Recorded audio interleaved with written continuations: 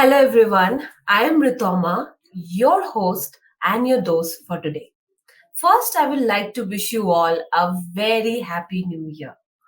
This is a very special episode for all of us, and the guest is Daniel Mateo. Daniel Mateo is a seasoned SAP S4 HANA project manager based in Barcelona. Not Barcelona this time because he's from Spain and I have to pronounce it right. So Daniel boasts 16 years of expertise in financial accounting, controlling modules, certified in SAP Activate Project Management, PMP, and many more. Daniel is currently assigned at Roche as a finance project manager, leading SAP S4 HANA implementation for pharma affiliates in EMEA region. As a co-founder and a CEO of SAP Energy Consulting, he specializes in SAP training, supporting clients in SAP S4 HANA Finance, and mainly with the functionalities of intercompany matching, reconciliation, IMCR, and group reporting. With the rich global project background, including roles of CBS, Rising, EY, KPS, and many others, Daniel is recognized for his leadership and customer oriented in SAP rolls out. His educational journey in including SAP S4 HANA certification and MBA and a degree in chemical engineering. Whew, it's a long resume, I must say, but he is worth that.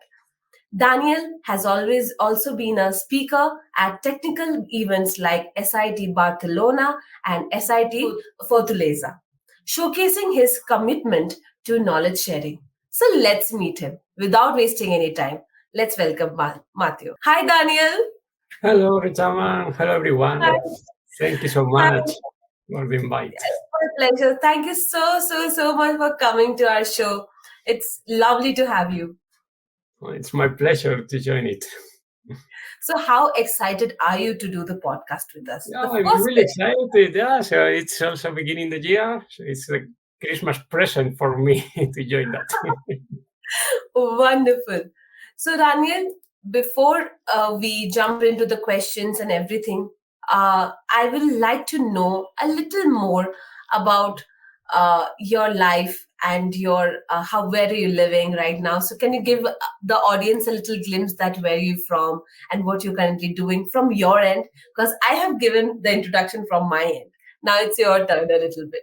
Yes, I'm located in Barcelona, next to the sea, and yeah, my mainly hobbies it's related to traveling around multiple places, doing some sports or running, walking around the beach, swimming. So that's mainly. Wow, wonderful. So now we will know from the side which is your hobby side we know right now. Now we'll see the professional side. So let's jump in on that.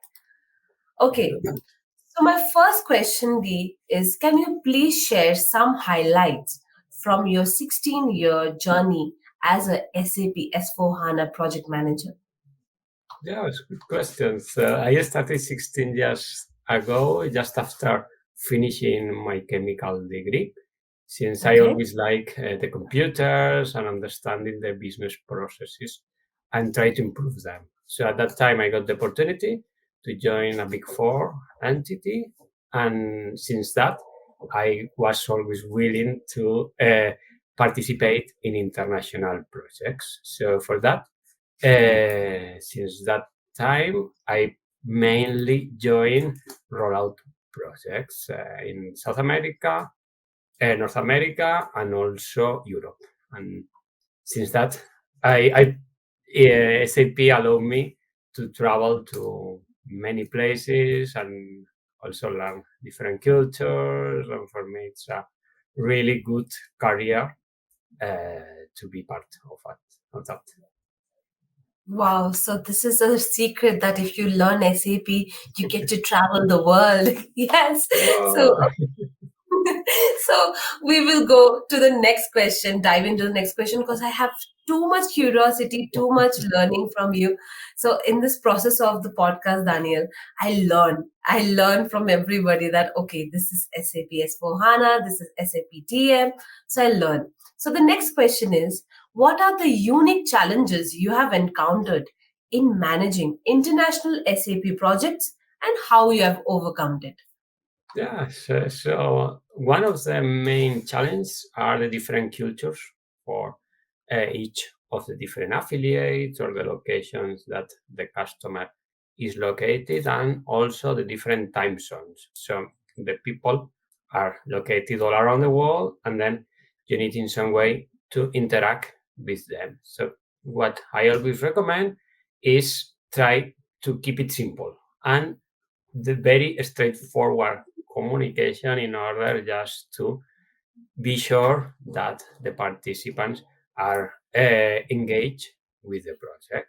Also, if possible, it's interesting to visit all of the different locations and then meet the people in person in order to uh, feel more trust with the team, and Right. also it makes easier the project or more smooth transition for all the different stages of the project. Another challenge that it's very common is that business sometimes is not really aware about what will be the real software that they are implementing and what are the main functionalities that the software is bringing to them. And they are expecting that some areas will not change.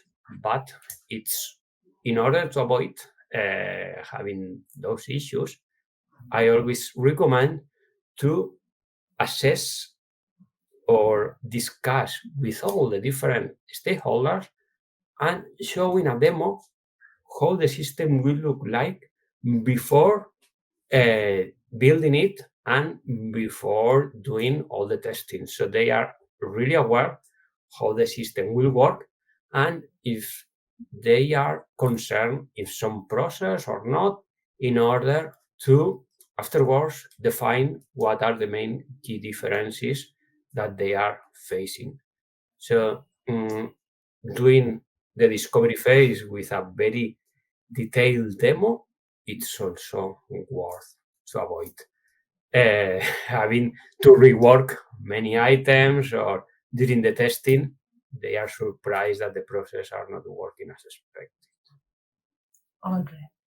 So, thank you so much for sharing that, Daniel. So, now I'll jump into the third question, that in your experience, how do financial accounting and controlling modules, FICO, contribute to the success of a global SAP projects? If you could give us a detail about that. Sure. So finance and controlling are the basis for any implementation with the SAP ERP. So most of the operations that business is running, they have some impact into finance. So any let's say any goods movement, any invoice, customer or vendor invoice, or any payment, bank statement, everything, or most of the business related operations, they are impacting to finance. So if we implement a proper finance and controlling setup into the companies, it will make much more easier to run the reports and also to cover all the different legal requirements for taxes. That it's one of the key pain points also in the international projects. All right. So I'll jump into the fourth question now. What are the main advantages to implement group reporting, intercompany matching, and reconciliation (IMCR) and universal cost allocation in SAP S4 HANA?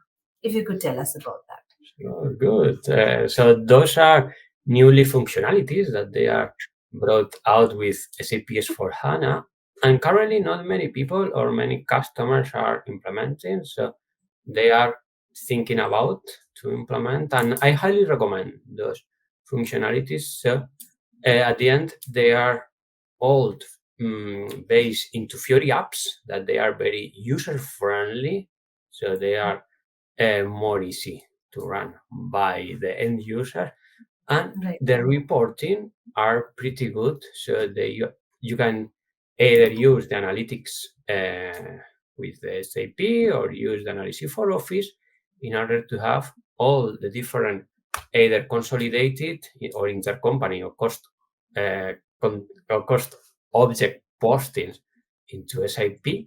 And the last and but not least is they are automating the processes. So each of the different three functionalities belongs to different areas. One is for the consolidating of the group finance postings. Another is for the allocation of all the cost objects. And then we have the intercompany posting matching. So both of all those three functionalities automate those postings and makes easier the reporting for end users. Wow. Thank you so much for answering that question. Now, without wasting any second, I'm going to jump into the fifth question. That what do you see, or how do you see the integration of machine learning shaping the future of SAP projects? If you could tell us about that, because this is my favorite question actually.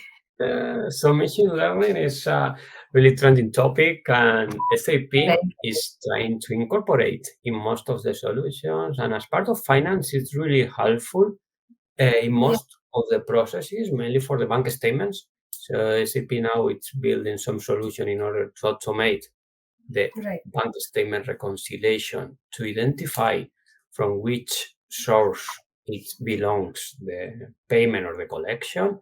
And Right. also one another use of those machine learning are related to some chat or kind of help desk that it can be built based now it's the functionality called Joule, that it's kind of a copilot that the end user can interact with them, and you can define around some predefined answers in Right. order to help the end users much easier to get the answer. And even you can build a database with the main frequently asked questions to support the end user. And even in the reporting for the SAP Analytics Cloud, there are some functionality that allow to build the reports based on the trends that SAP consider that will have as part of the forecasting for budgets. So it's very powerful, and in the future, we'll see much more functionality based on that technology. Right. Like now the machine learning, AI has taken over the world completely. Like Um, we couldn't even think about this like 20 years back. Maybe some people have thought about it, and that's why it is manifested now, or it's created now, or it's discovered now. Whatever language whatever form you want to ask it. But this is uh, something which is very still exciting. It's getting more exciting day by day. It's getting more evolved day by day. So, yeah, and it's changing so quick that in the coming years it will yes, be everything new for us. right. So, tell us about your technical expertise in ABAP, AIF, and HCI and PO. How do these skills enhance project implementation? If you could tell us. Sure, yeah. So, well, I finished my degree. I started in with a big four entity, and at that time, I was a web developer. So I started with a technical background, and My, also I support some integrations, either PI or HCI or CPI, and those background allow me also in the functional or some leadership positions to understand what is the main core solution of SAP, what are also the limitations or the items that can be improved based on the technology that we are using. So it's not the same building a simple report that building a CDS view or some all data services. So having some technical background is always important in order to assess what will be the best solution to choose to build some specific program. And I recommend always to have some technical background, even for debug the, the issues or to understand what is the background of the program itself and try to improve it as best as possible. My God, I'm just thinking that um, there's so many things like from the technical background to chemical engineering to MBA graduate to SAP certification. So it's just wonderful. So I would request all the listeners that it's okay to focus in one thing and study that that particular thing, but it's also okay if you complete those things one by one and have many feathers in a hat. It's just like Daniel. So Yeah. I'll just go to the next question. The certification which you hold are super impressive. So how do you think that they impact your career, and what advice would you have for the professionals pursuing the similar certification? Yeah, so the certifications are really useful in order to settle down the knowledge that What kind you of may certification have do you have? as practical. What So at the sorry, end, there are the professional certifications, let's say the project management professional or the methodological ones for IT or the Prince 2, all of those ones allow to understand what is the methodology recommended for implementing either some SAP project or any IT project. And those certifications are very useful in order to improve your projects in a methodological way. So you understand what are the proper phases, how you can split the different tasks, who is responsible for each task. So all those certificates are really useful in order to organize the different tasks and allow to understand what are the interactions from them. So those are the main professional ones. But then there are also, depending on your background, or if you want to focus in finance or in logistics or in HR or in any other different area, SAP also allow you or allow me to certificate in a very niche module in order to be sure that you are an expert in that area. So in case of finance, there are multiple certificates and you can start from the associate. The associate is the basic one that at least you have the main knowledge in the finance topics and you can handle the basic configuration. But then there is the expert one that requires more experience, and it's also a good way to settle down all the knowledge and do the best practices recommended by SAP. So what I recommend is, depending on your background, first start with the associate certification for SAP, let's say logistics, finance, or any different specific model that you wish to, in order to understand the main processes and try to focus in the ones that are more easy or that you understand the processes for that.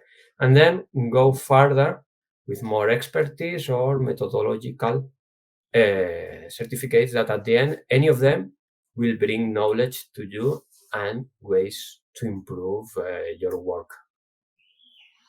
right. So, for according to you, what are so you have so many education backgrounds, such a huge education background. What is the best SAP course you have done so far? That is my question to you. So, Yeah, there are a lot. So it depends also what. are your expectations. But for me, the finance certification, the SAP S4 HANA finance certification was really useful. So when I took the course at that time, I haven't yet participated in any S4 HANA project. And Okay. there is some changes that Mm-hmm. if you are not understanding well, you Mm. may get a bit lost about how to implement S4 HANA. And getting the Right. certificate, for me, it was 7 years ago. It allowed me to start projects with S4 HANA that at that time was not very common, at least Mhm. in Europe. So for me, it was one of the most worthwhile Mm. certificates. Perfect. Perfect. Now I'll jump into the next question. That what role do agile methodologies play in your SAP project, especially in the context of international collaborations? And what Yeah. are the main key advantages for that approach? If you could tell us. Oh, that's a really good question. So the agile methodology is widely implemented in many of the different technologies, and recently also SAP decided to start using this agile methodology and develop the SAP Activate methodology. That the SAP Activate methodology is a mix between the waterfall and the agile methodology. So in that case, the agile methodology, what are the main key advantages?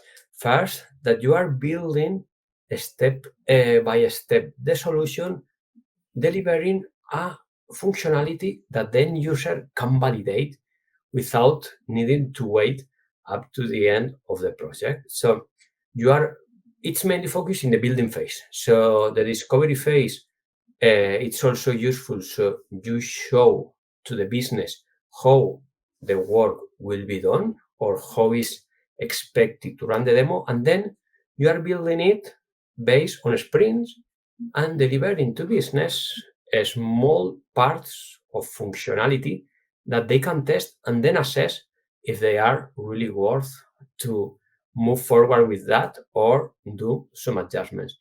And as part of international project is really interesting. So you are always allowing to show the main key functionalities to all the different locations or affiliates, and then they can provide some feedback, and then you can retrofit and start adjusting without waiting until the end of the user acceptance test that brings to the waterfall methodology.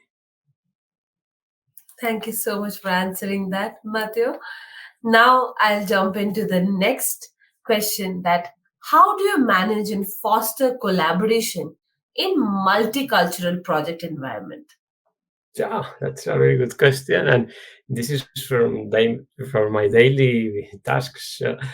For me, the Yeah. important thing is to build a very collaborative environment and use some technologies or some software that allow us to keep every people engaged and communicate easily into the project. One is the Trello. Trello is very useful, so you can define what are the main key tasks and what is the status, who owns the task in a very visual way, and they can drag and drop or adjust the different status of those.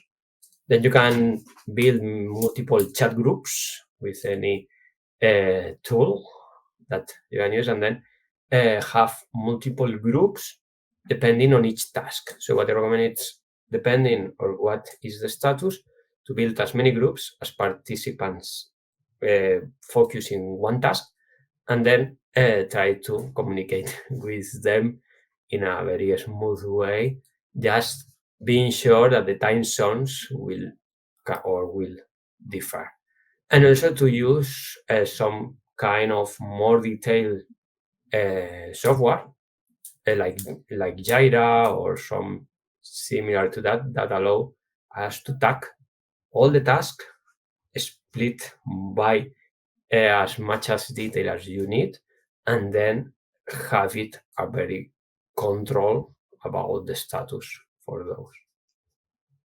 Thank you. So, and also I've noticed that people who have like who likes people, there are like people who are communicative, there are people who are very very introvert, they just want to do the desk job and just don't want to communicate with anybody. That with SAP is kind of hard on them. So last podcast I had a podcast with Phil, Lewis, and he said that you have to be a people person in order to meet with clients, and you have to interact and be social about it. So I Yeah, that's true. And also to understand or have a really background to understand what are the requirements for right, business. right. Now Important. I'll jump into the last question, and I'm really, really sad that we have only one question left for you because I want to know more and more. So, can you please provide some tips and recommendations for freshers that want to start in SAP? Good. Yeah, this is a really good question. And I also got that question in LinkedIn and many emails about some freshers. And what I told them is first they need to assess in which knowledge area they feel more comfortable and what is his actual background. So if they are from finance, or if they are already logistics, or if they already have some technical background, and depending on that, then try to check what are the learning journeys that SAP provides based on those areas, and start step by step. Don't try to be an expert in one day. SAP at the end is a very broad platform that has multiple processes and it's business oriented. So you need to understand first what is the business behind and what are the main key areas. So if you want to start finance, you need first to understand how a posting will look like, what is debit, what is credit, how an invoice should be posted in accounting. So before that, you need to have some finance background. Once you have this finance background in accounting or in some controlling areas, then you can start having the basic knowledge in SAP. First, how to access to the system, how to build a report, how to export some information, and then start following the SAP recommended journey that you can get in training.sap.com or in ZaranTech or in any learning platform that guide you how to get to the best of your background, and important that you feel comfortable with that. So some people think that SAP it's really worth to study, so it's very well demanded. You can travel, or the salaries are sometimes higher than other technologies. But it's first to assess if you will like that and if you will feel comfortable with that solution. Wow. So thank you so much, Lou. Thank you so much. And Daniel, I have to tell you that this this episode has been a very big learning curve for the users, for the listeners, for the everybody who knows about SAP, who does not know about SAP. So this is the basic that a person needs to know. That first thing, they need to know that what they're confident about. Second thing, they should follow that particular niche, follow that particular niche with wholeheartedly, not half-heartedly, so that they can indulge themselves completely to this particular study material, to particular courses and everything, and that can help them to, like, not be like you, but somewhere be like you, and somewhere reach the heights that you have reached. Daniel, I'm really, really thankful for you to coming and giving us such a wonderful podcast episode to us. And thank you so much. If you have anything to share with us about ZaranTech or to the audience, you can please share. So no, thank you so much for your time, and it was a real pleasure to participate in that. And yes, I'm open if some other podcast is required. I Definitely. will be Now happy you put to yourself join. into trouble. Now you put yourself into trouble. Now we will make sure that we have more and more podcasts with you. So Good. thank you so much for that. Thank you so much, and have a nice Bye. day. Bye. Bye. Bye.